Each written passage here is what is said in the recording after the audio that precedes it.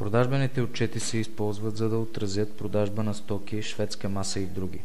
Те могат да включват както продукти, така и изделия, които описват разхода на продукти по предварително зададени калкулации.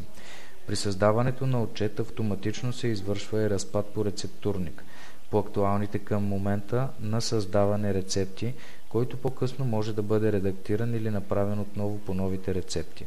При опериране с продажбени отчети се работи с първични и резултатни документи. Първичният документ отчетът може да се въведе както ръчно от потребителя, така и да се импортира от постбаза данни. Резултатните документи се създават при разнасяне на първичните. Тук ще покажем как се създава продажбен отчет автоматично. За тази цел трябва да има направени продажби в Clock Positive за съответната дата и да е извършено дневно приключване. Отворете меню Разход продажби. Натиснете бутон Други функции и изберете Импорт на продажби от постбазата. Изберете продажбен отчет за съответната дата и обект. Натиснете бутон Импорт. Изберете какъв тип документ да се създаде. След като отчетът се импортира, в него са разрешени ограничен брой промени. Потребители със съответното право може да променят датата на документа или продукт в разпада на изделие. Ако трябва да направите други корекции, копирайте целият документ в нов с бутон Други функции, въведете корекциите в копието, разнесете копието, анулирайте оригиналния документ без да го изтривате. Ако не се налагат промени по документа, той се разнася, за да се приспаднат количествата от складовете. В екран Складови документи, Разход продажби, натиснете бутон Други функции, разнеси избраните отчети.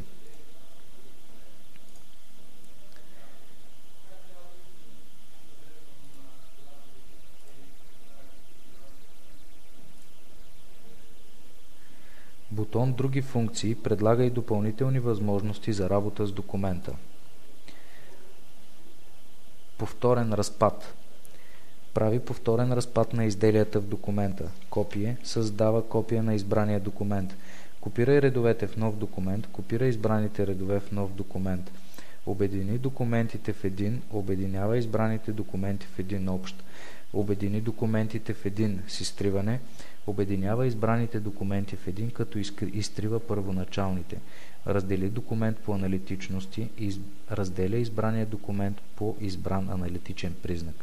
Печат на избраните документи. Отпечатва избраните документи.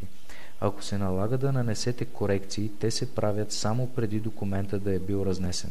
При разнасянето към него се създава резултатния, който не може да бъде манипулиран.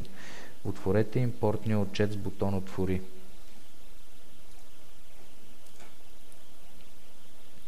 Въведете желаните промени. В монитор Разпад може да видите какви продукти ще бъдат приспаднати от склада. Ако в документа изберете изделие, то ще се разбие на продуктите в рецептата му. Ако някой от редовете е маркиран в червено, това означава, че в избрания склад няма достатъчно количество от този продукт.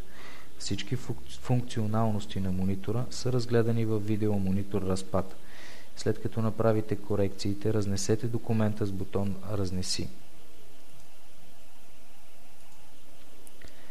В екран Складови документи, разнесените документи са отбелязани с отметка. При нужда, разнесен документ може да се редактира, като се анулира и се направи негово копие в нов документ. Тази операция анулира и резултатния документ. Ако импортиран документ се изтрие, той ще се върне като неимпортиран в списъка.